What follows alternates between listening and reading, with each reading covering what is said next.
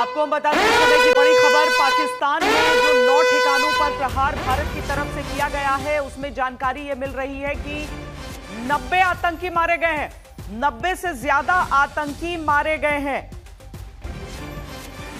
80 से 90 आतंकी बताया जा रहा है कि जो भारत की तरफ से ये 9 ठिकानों पर प्रहार हुए हैं, उसमें ये मारे गए हैं। बहावलपुर और मुरीद के दोनों जगह लगभग 25 से 30 आतंकियों की जान गई है। उनको मौत के घाट उतारा गया है और बाकी जो दूसरे टेरर कैंप्स हैं, वहां पर कितना नुकसान हुआ है इसे अभी वेरीफाई किया जा रहा है। मंजीत, यानी कि जो बात कही जा रही थी ना कि जिस ठिकाने पर भारत का प्रहार हुआ है, वहां पर आमतौर पर रहते हैं 50 के करीब आतंकी। बिल्कुल श्वेता, और ठिकाने पर निशाना जो लगा है वो बिल्कुल सटीक लगा है। जो भारत ने प्रीएम्प्ट करके जो टारगेट चुने थे, 2 बड़े लश्कर और जैश के हेडक्वार्टर, वहीं पर शुरुआती जानकारी जो एजेंसियां जुटा रही हैं उसके मुताबिक ज़्यादा नुकसान हुआ है।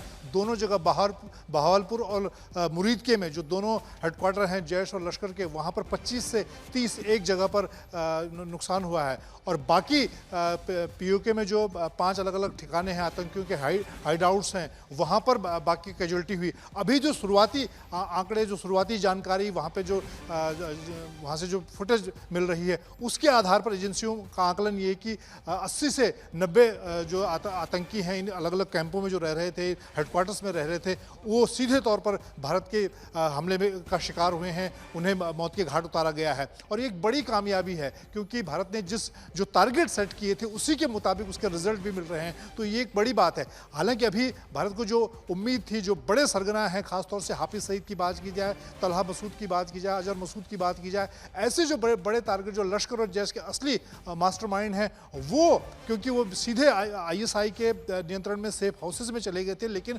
उनके बाद सेकेंड लाइन लीडरशिप की हम बात करें, जो लड़ाके इनके तैयार हो रहे थे, उन पर सीधा मिसाइल का हमला सीधा हुआ है। और ये 2 बड़े जो हेडक्वार्टर हैं जैश और लश्कर के, वहाँ पर शुरुआती जो जानकारी है ज़्यादा नुकसान हुआ है आतंकियों को। ये लगातार बड़ी खबर जो हम दिखा रहे हैं आपको, उसमें 90 आतंकियों की मौत की बात कही जा रही है। भारतीय सुरक्षा एजेंसियां पुष्टि कर रही हैं इस बात की। जो खबर हमारे सामने है, 9 बड़े आतंकी ठिकानों में लगभग 90 आतंकी ढेर किए गए हैं और उद्देश्य भी यही था भारत का। अशोक जी, उद्देश्य भी यही था भारत का कि ज्यादा से ज्यादा आतंकियों को ढेर किया जाए, आतंक के उन ठिकानों को ढेर किया जाए। अशोक जी। बिल्कुल बिल्कुल श्वेता, साफ तौर से उनकी जमीन, जो बची कुची जमीन थी, प्रधानमंत्री ने ये शब्द इस्तेमाल किया था, उसको भी खत्म कर देंगे, उसको भी तबाह कर देंगे, उसको भी छोड़ेंगे नहीं। और जो 80-90 आतंकियों को मारा गया, उनकी मौत हुई है इस पूरे अटैक में, उनके जो ठिकाने थे, जहाँ पे ट्रेनिंग कैंप चलते थे, जहाँ पे लॉन्चिंग पैड थे, वो सब तबाह कर दिए गए हैं। और वो वीडियोस वहाँ से आ रहे हैं जो बोलते दिखाई दे रहे हैं वहाँ के लोकल्स कि देखिए पूरा तबाह हो गया, पूरा नष्ट हो गया। तो यही टारगेट था भारत का, और टारगेटेड जो निशाने लगाए गए थे वो सफल हुए हैं, पूरी कामयाबी उसमें मिली है। और साफ तौर से दिखाता है कि भारत ने जिसने कि पूरी प्लानिंग के साथ, गवर्नमेंट ने पूरी प्लानिंग के साथ 9 टारगेट किए हैं, हमले किए हैं, उसमें जो चाहते थे वही हुआ। और आतंकियों का जो नाश करना था, उनको तबाह करना था, उनके अड्डों को, उसमें कामयाबी भारत को मिली है। जो पूरा प्लानिंग जिसके लिए की गई थी वो प्लानिंग कामयाब हुई है। उसी दिशा में सोचा गया था कि ये हमको करना है और वो सक्सेस भारत को मिली है। जी अरविंद, ये बड़ी चीज ये भी जितेंद्र, बड़ी चीज ये भी देखनी होगी अभी कि जो सरगना है यानी मसूद अजहर, उसका भी वेयरअबाउट्स कहाँ है? क्या उसको किसी तरीके से, क्या वो यहां पर मौजूद था या नहीं मौजूद था? हाफिज सईद कहां पर मौजूद था? ये चीजें भी अभी एजेंसीज देखेंगी। बिल्कुल श्वेता, हाफिज सईद और मसूद अजहर के बारे में अभी एजेंसीज इसको वेरीफाई कर रही हैं कि क्या वो बहावलपुर में या फिर मुरीद के जो है वहाँ पर ये तमाम लोग मौजूद थे। लेकिन कुछ दिन पहले जिस तरीके से हाफिज सईद के बारे में जानकारी आई थी कि वो लाहौर में छिपा हुआ है सेफ हाउस में, और जो आर्मी है उसको पूरी तरीके से पाकिस्तान की वो उसको सुरक्षा दे रही है, कड़ी सुरक्षा में सेफ हाउस में उसको रखा गया है। लेकिन जिस तरीके से ये पिन पॉइंटेड अटैक भारतीय भारतीय सुरक्षा एजेंसियों के द्वारा किया गया है उसमें तमाम जो लोकेशन है वो बहावलपुर की जो मस्जिद है जहां पर ये पूरा अटैक हुआ, इसके साथ साथ मुरीदके की जो मस्जिद है उसमें भी अटैक हुआ है और सवाई नाला जो मुजफ्फराबाद की जगह है जो कि लॉन्चिंग पैड के साथ साथ जो ट्रांजिट कैंप के तौर पर इसका इस्तेमाल जैश ए मोहम्मद के द्वारा किया जाता था, यहाँ पर भी अटैक किया गया है। इंटरनेशनल बॉर्डर से कुछ ऐसी लोकेशंस जम्मू से हैं जो 10 किलोमीटर 50 किलोमीटर और 20 किलोमीटर की डिस्टेंस में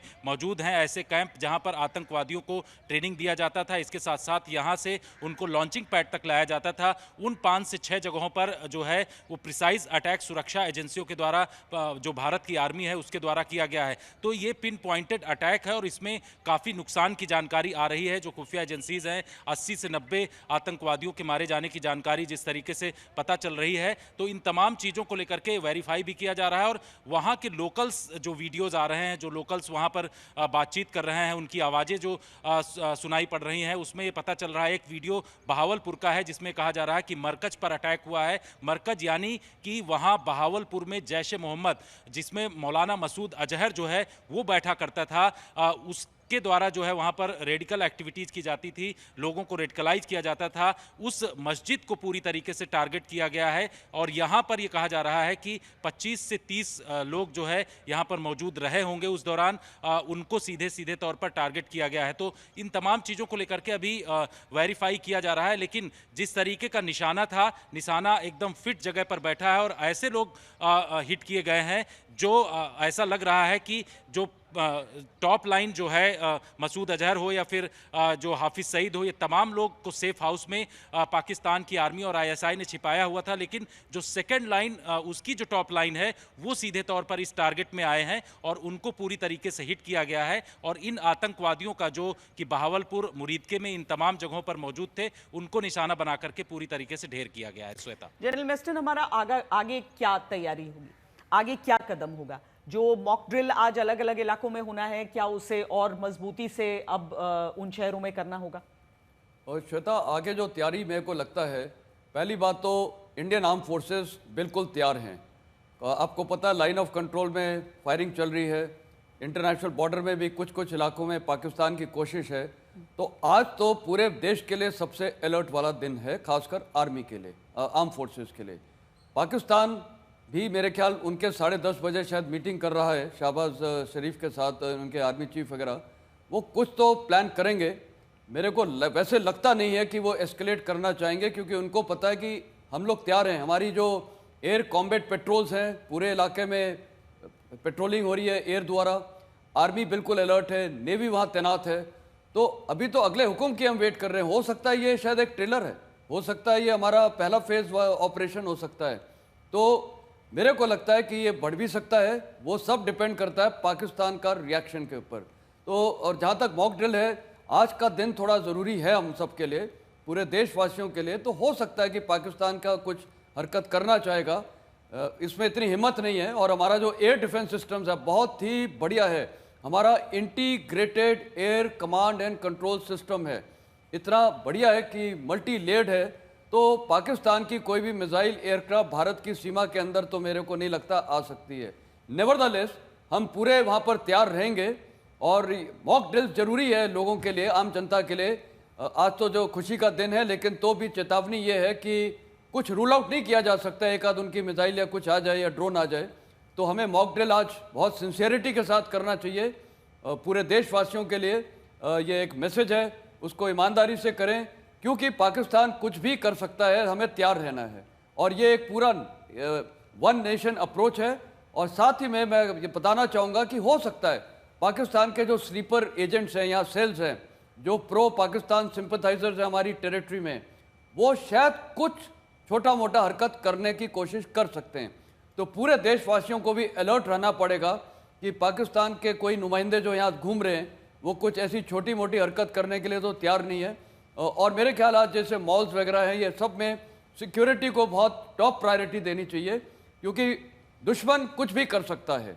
लेकिन काबिलियत है कि नहीं, मेरे को नहीं लगता इतनी है। मिलिट्री फ्रंट पे वो इसको एस्केलेट नहीं करना चाहेगा, लेकिन अगर एस्केलेट करता है श्वेता, फिर पाकिस्तान का अंत है। फिर तो भारतीय सेना का जो आज मोराल है, जो जज्बा है, जो जुनून है, वो आज मैं आपको बता रहा हूँ, वो ग्राउंड पे दिखेगा। और पाकिस्तान सेना का जो उल्टा, वहाँ तो उल्टा मोराल है, बिल्कुल लो मोराल है। आप सोचो, उसके जवान बोल रहे होंगे, ऑफिसर्स बोल रहे होंगे कि ये आसिम मुनीर ने हमें ये कहाँ ढकेल के रखा हुआ है, कहाँ ढकेल के रखा हुआ है। और मेरे को लगता है शायद वहाँ पर उसकी भी टारगेटिंग की जा सकती है उन्हीं के सेना द्वारा, और लोग तो वहाँ पर अभी विद्रोह करेंगे। आज मेरे को पूरा भरोसा है कि पूरे बलूचिस्तान में, खैबर पख्तूनवा के इलाके में और पीओके के इलाके में भारत के लिए बहुत बड़ा सपोर्ट उभरेगा। लोग स्ट्रीट्स में आएंगे। पाकिस्तान सेना को तो एक अपना एक और वहां पर सेल्फ क्रिएटेड एनिमी है जो उनके लोग हैं, वो शायद हो सकता है। लोग खुद ही परेशान है वहां पर, जिस तरह के हालात हैं। और वहां की जो तस्वीरें भी हम दिखा रहे हैं, वहां की सड़कों को देख लीजिए, इमारतों को देख लीजिए, आप समझ जाएंगे कि जो पाकिस्तान ने जिस हिस्से पर कश्मीर के अवैध कब्जा करके रखा है, उसकी हालत क्या करके छोड़ी है। केवल उसका दोहन करता है, वहां पर लोगों के विकास के लिए कुछ नहीं करता है। और तुलना में अपने कश्मीर की तस्वीरें देख लीजिए। मंजीत, बहुत ही एक तरह से दिल को छू लेने वाली बातें जो पीड़ित रही हैं इसकी, यानी कि जिन जिन पत्नियों के सामने उनके पतियों की हत्या कर दी गई, नृशंस हत्या कर दी गई आतंकवादियों द्वारा। उनमें से एक की बात मैं पढ़ रही थी, वो कह रही हैं कि मैं बहुत भावुक हुई ऑपरेशन सिंदूर का नाम सुनकर। वाकई ऐसा लगता है कि एक भाई अपनी बहन के लिए उसका प्रतिशोध लेकर आ रहा है। और एक बहुत सेंसिटिव नाम इस ऑपरेशन का रखा गया। मंजीत, बिल्कुल श्वेता, वो भी एक संदेश देने की कोशिश थी। और सुबह आप देखें, जब देर रात जब सेना ने इसका एक पोस्टर भी डाला तो उसमें सिंदूर की 2 डब्बियां दिखाई गई, जहां पर तो वो अपने आप में दिखाता है सिंबॉलिक तौर पर कि किस तरह से इसकी एक लोगों के लिए मैसेजिंग भी है कि किस तरह से भारत की जो सेनाएं हैं वो जवाब दे सकती हैं। और जब 22 तारीख को पहलगाम का आतंकी हमला हुआ था, उस दौरान किस तरह से चुन चुनकर जो लोग थे, ख़ासतौर से पुरुषों को जिस तरह से निशाना बनाया गया। और उसके बाद पूरे देश में, देश के अलग अलग हिस्सों में, हर राज्य में, चाहे उत्तर प्रदेश की बात करें, महाराष्ट्र की बात करें, जिस तरह के सेंटिमेंट उभर कर आए थे, उसमें ये निश्चित तौर पर ये था कि इस बार भारत को भी उसी तर्ज का एक बड़ा बदला इन आतंकियों से लेना है। और उसी के लिए पिछले अगर 12-13 दिनों को आप देखें तो उसकी तैयारी में लगे। और आज जो जवाब देर रात भारतीय सेनाओं ने दिया है, वो एक बहुत कई सालों से जो लगातार पाकिस्तान के कब्जे वाले कश्मीर को अपने कब्जे में लेने की बातें सरकार द्वारा की जाती थी, लोगों के अंदर इस तरह के सेंटिमेंट थे,